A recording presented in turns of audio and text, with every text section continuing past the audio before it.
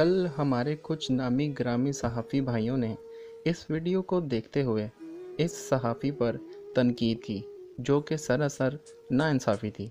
तस्वीर का एक रुख देखते हुए बेजा तनकीद का निशाना बनाया। आज हकीकत सामने आ गई।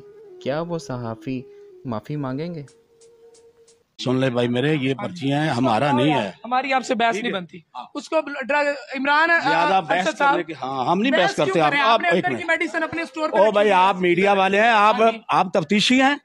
क्या तफ्तीशी? मैं आपसे पूछ सकता हूँ? क्यों पूछ सकते हैं? क्या है बता? पूछ सकता, मेरे पास आप छोड़े मेरे साथ आगे आप ये छोड़े ना ना नहीं, एक मिनट ओ भाई खबरदार, एक मिनट मेरे लोगों को मेरी बात सुन ले। ठहर जा एक मिनट, मेरी वजह बस अंदर की सरकारी हॉस्पिटल में बस आराम से आराम से आराम से आराम से बात करें भाई, आराम से बात करें। आराम से क्या बात?